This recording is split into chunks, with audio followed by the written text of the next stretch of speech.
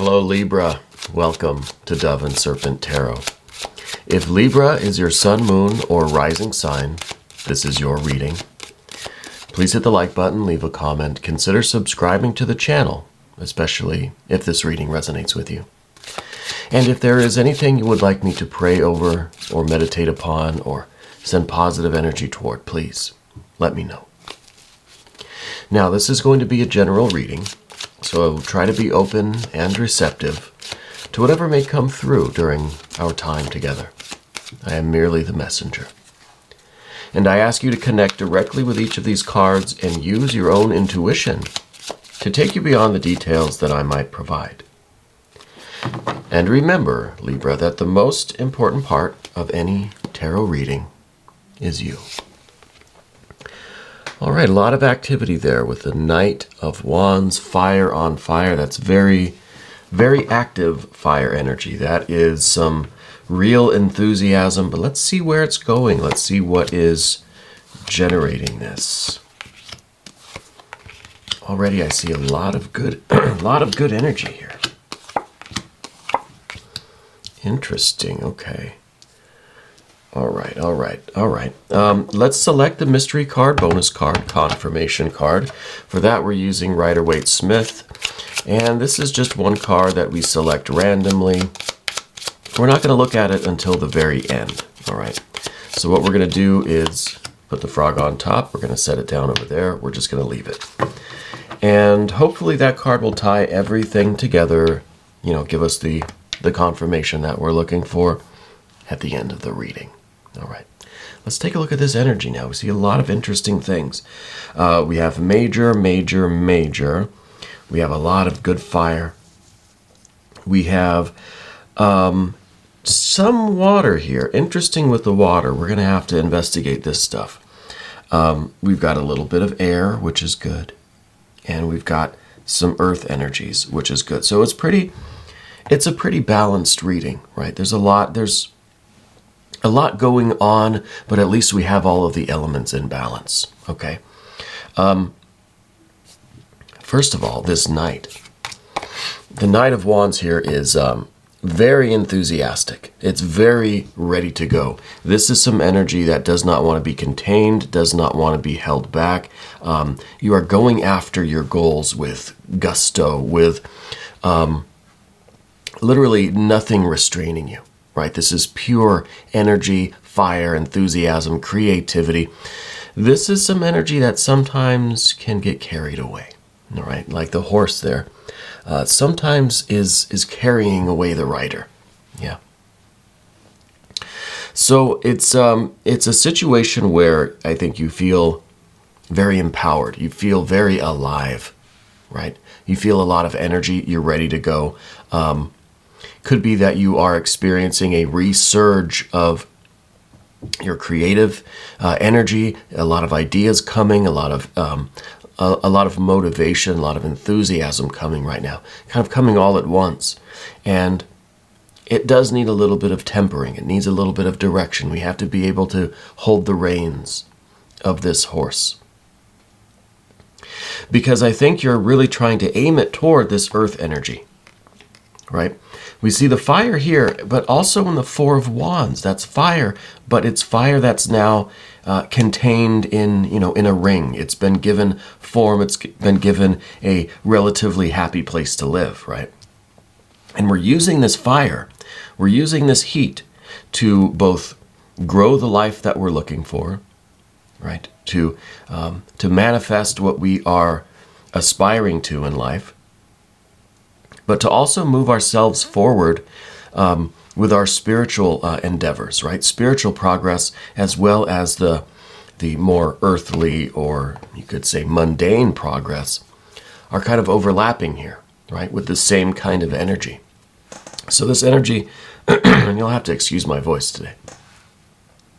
This energy is a real spiritual energy, but there's a practical side to it, right? It's not just that you are, inflamed with the Holy Spirit, but you're motivated to do work and to accomplish goals and to tackle a lot of these, tasks. And I feel like you're really headed toward a lot of accomplishment right now.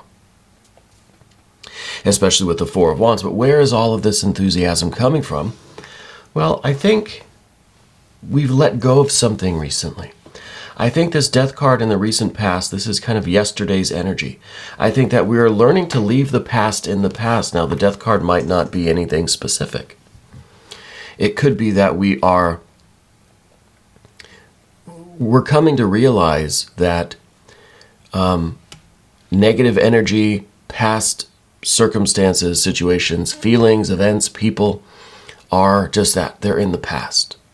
So it's like we're learning how to free ourselves from really everything, our history in general, you know? It's kind of the Carlos Castaneda idea of erasing personal history, right? Keeps us in the present moment, keeps us looking forward when we don't allow anything to hold us back, or there are no ties to the past that are going to prevent our future progress, our growth. Yeah. So it could be that there's one specific thing that you're kind of letting go of, if it's a relationship, if it's a loss of some kind, if it's some kind of trauma. Or it could be a more generalized feeling that, you know, the experiences, the things that we go through in life are really, they're not meant to just accumulate and weigh us down, right? We don't have to carry everything with us as baggage. We could leave some stuff behind. You know, we can still carry the energy of it a little bit, or the memory, or the wisdom that we might have been able to distill from that. But we don't have to carry all of that material, right? The Death card here is kind of about fermentation, right? It's all of that kind of old, yucky stuff that is generating a real spirit, a real wisdom from it, right? Some more potent force coming out of all of that junk, that yuckiness, whatever it might be, right? So I feel like you've been going through this period of really releasing some of this negative energy, all right?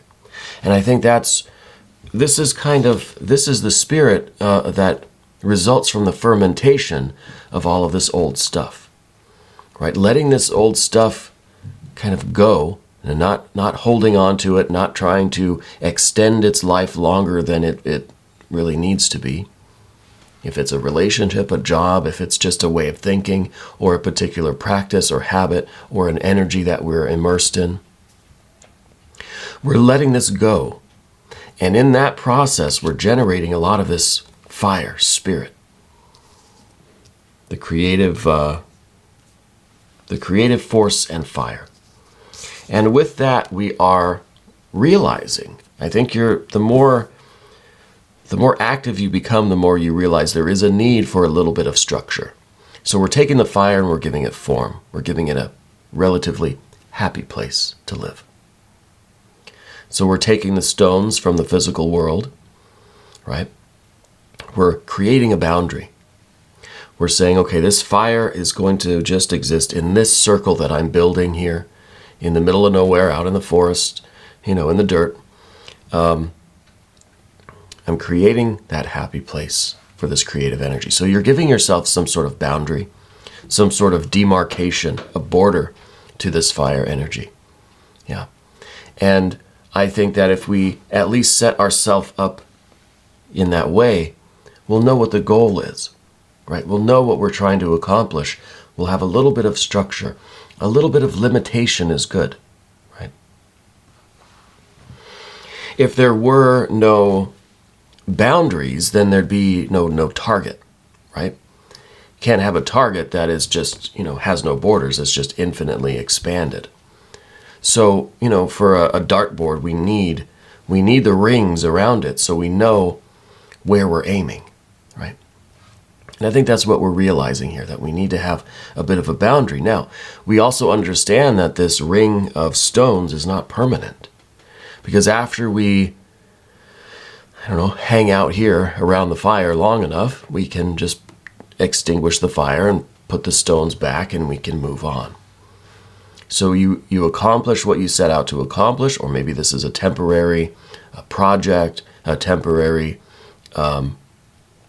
immersion in something new, a new process, a new a new creative endeavor, right? New job, new relationship, whatever it is. It doesn't have to be permanent. It's not set in stone. We're not masons. We're not, we're not making this a permanent structure.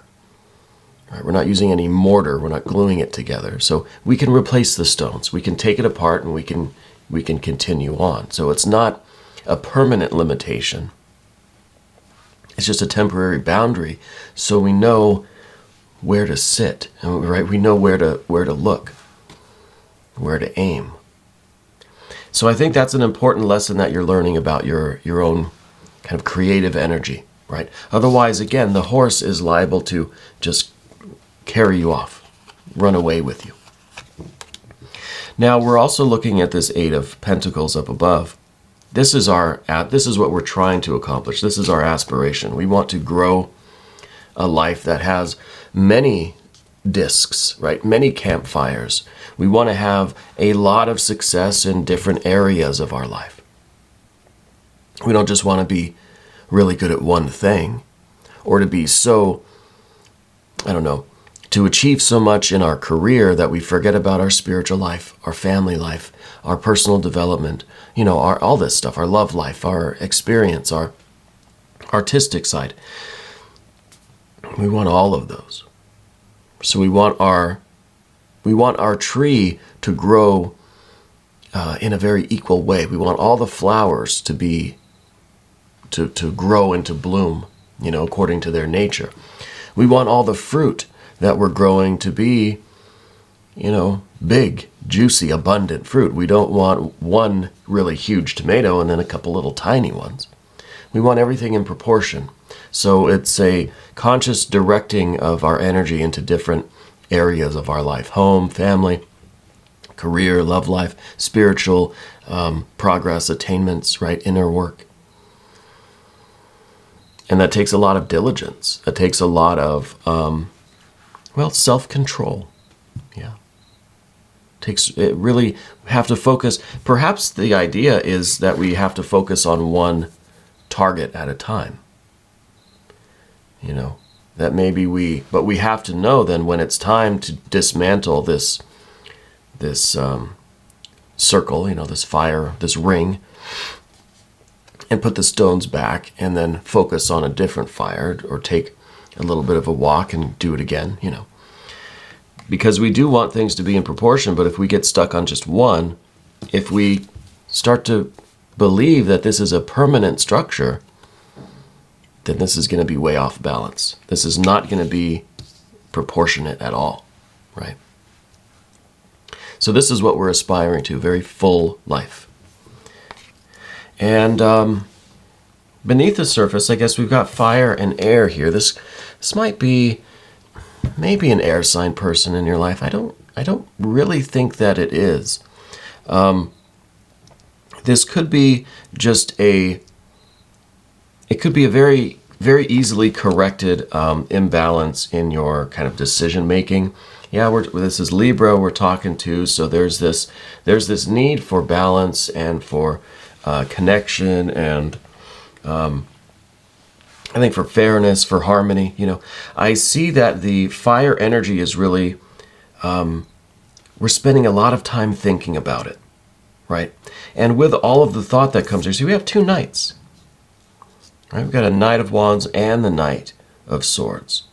So this is a lot of kind of spiritual, creative activity, a lot of enthusiasm, a lot of this just being very eager and ambitious. And then this is the same kind of activity, but it's now in the mental sphere. So it's a lot of thought. It's very active, very hectic thinking, perhaps. Yeah. Which shows, again, even more of the need for us to narrow it down, have some limitations, set ourselves a little bit of a boundary, right? Try to contain this, grab the reins of this thing.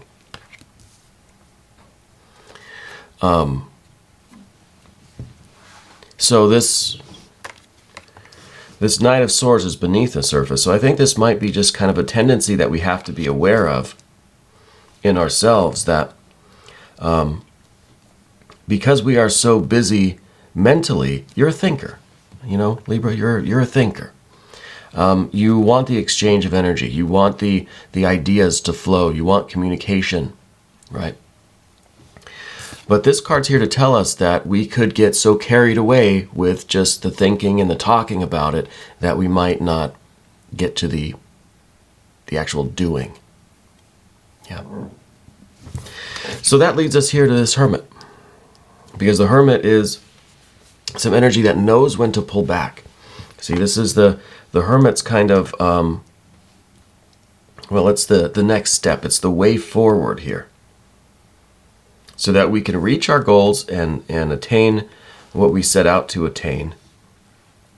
So we understand what's going on. Now we're doing something about it. This is the energy that can kind of pull back from all of the kind of hectic activity and just focuses on the work, right? Focuses on the one thing at a time. It's the Hermit that goes from campfire to campfire to campfire. When you're here at this one, when you're working on this project, you're keeping your energy in that project. The energy is in here. This is the Hermit and their campfire. We're not letting our creative energy, our thoughts, our mind, our spirit go in a million different directions, chaos, while we're trying to do this. So the Hermit here is not about withdrawing from life. It's not about cutting off your, talking to people or your engagement with the outside world. It's really about the focus of energy. The Hermit is a very focused and concentrated energy.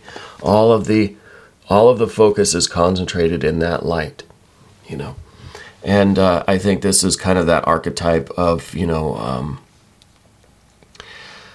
kind of the mad scientist, but not so much, because the mad scientist is kind of mad. It's kind of running around all over the place. It's doing a million things at once, and people are just saying, what are they up to?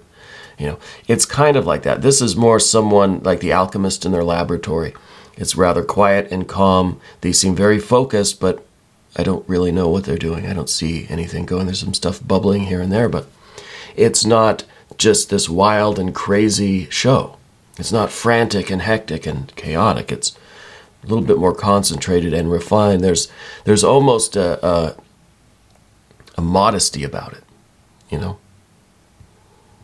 Almost, it's not, we don't have to announce it everywhere and I don't know, just be so expressive of it. Be the frantic kind of fire of air or fire of fire, right? These two together are just kind of wild, right? The Hermit's not that. The Hermit takes it down a little bit, right? Takes it down a notch and can focus. And it's the Hermit that is growing these things carefully, quietly, not a lot of showmanship with it, right? Not, it doesn't have to be external. It could just be internal. This excitement that we can't contain it. We're so excited. Let's calm it down. Let's focus on our work, because this is how you're going to succeed. And this may seem boring, right? It may seem tedious. Yeah, that it probably will feel that way, right? But we're working on something larger, so we need to control all of the excitement that we have now. And that brings us to this Six of Wands here. The Six of Wands is the perfect accomplishment, because see, we have fire here and fire here with with these two knights. They're both fire energy. One is in the suit of swords, one is in the suit of wands. But the Six of Wands is about us overcoming that fire energy. Right? We're succeeding in balancing and harmonizing it and not stifling it, not quieting it down, right? Not restricting ourselves, but balancing it. It's a Zen-like kind of enthusiasm, right? It's kind of like I get like a martial arts kind of vibe. There's intense energy there, power, explosiveness, but it's behind a very calm demeanor, right? It's not wasted in all of this frantic activity or thinking of a million things or trying to do a million things at once. it's using the energy that it needs to accomplish, and it's more efficient, right? So the Six of Wands is about us overcoming the Knight of Wands, right? Now, the next card is the Six of Swords. So I wonder what we're overcoming here. Well, yeah, you guessed it. The Knight of Swords now. Now we're overcoming this, this could be the kind of disorganized thinking. This could be the need for us to really kind of overshare. We want to talk about what we're doing. We feel very good and very excited about what we're doing. We want to talk about it. We want to share it. We want to just maybe ramble, like I sometimes tend to do. This card is also in the position of our environment. See right here. So this could be the way that we're relating to the environment and the kind of maybe the overzealous relationship that we have with our environment right now. So we're overcoming that. See, now with Six of Swords, it's calm, it's balanced, it's harmonious, it's relaxed, it's very centered, very, very Zen-like, right? So our thinking has gotten more organized and has gotten quieted down. This is the way you succeed, okay? The next card here is the Hanged Man. And this is what we don't want. This is why we need all of this other energy here. That's why we need this reading right now. We don't want to hang ourselves. We don't want to in any way impede our progress to attain our goals, to kind of to hit the target here, right? We want to hit our targets. We want to reach our goals. We want to maximize our potential. We want to fully utilize this fire energy, this creative will that we have, this momentum, this freedom that we have from getting out of this scenario.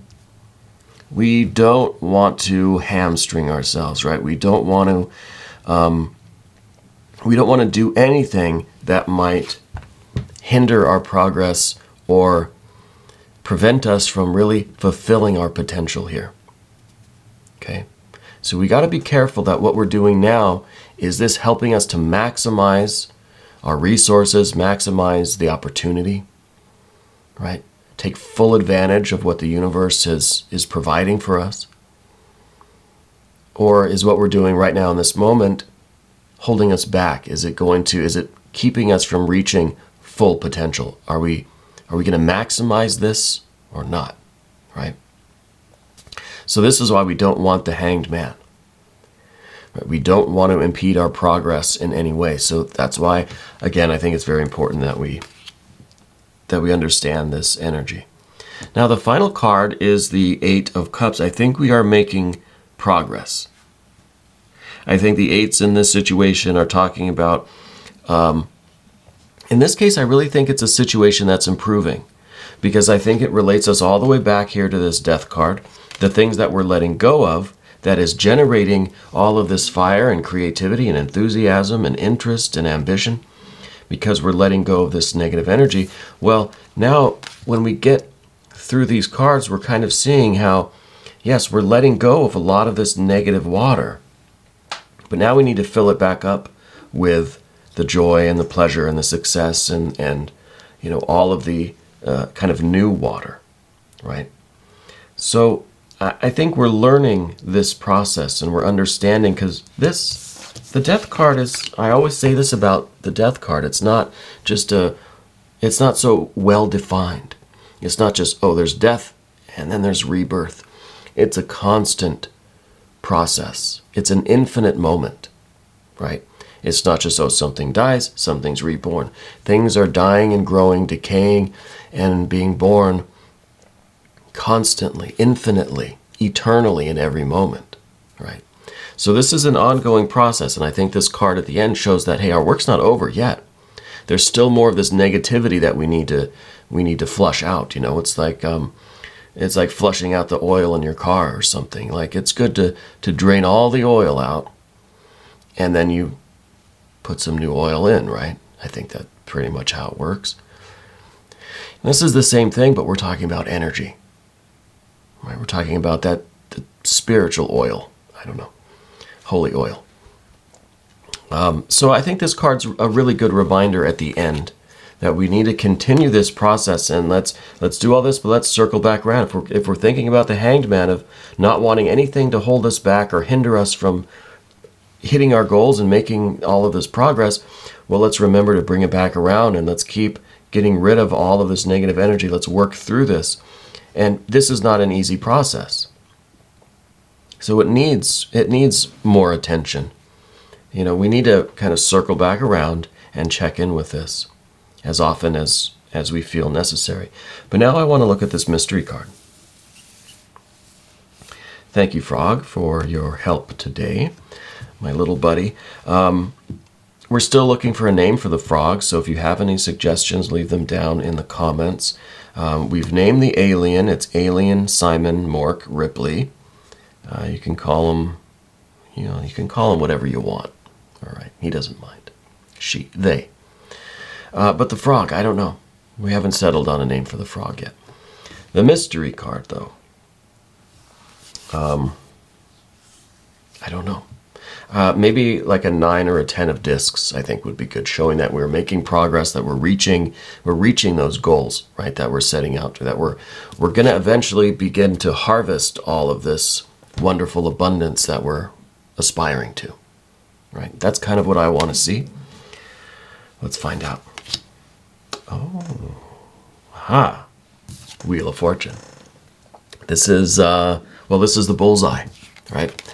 We're making our targets here, and we're understanding how we have to create some sort of container, some sort of limitation, some sort of boundary, right? We have to voluntarily restrict ourselves to certain areas at a time, rather than our energy just being scattered, rather than the horse running off with the rider.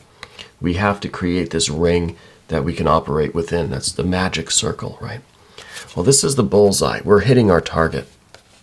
We're hitting that target right in the center. This is the jackpot. This is you hitting your targets. All of the goals that you set up for yourself, you're attaining those, right? So it's by setting a lot of goals and working toward each one, finding a kind of systematic way to do it.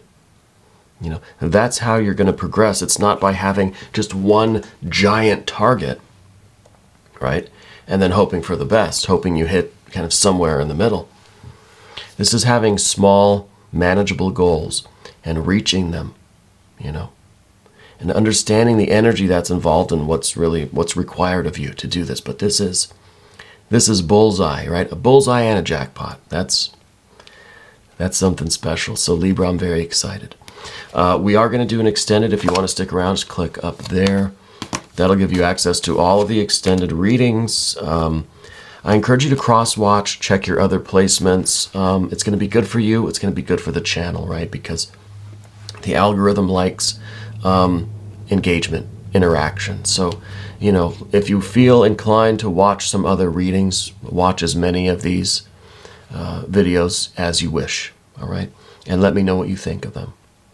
Thank you so much for being here, and thank you for being the most important part of Dove and Serpent Tarot.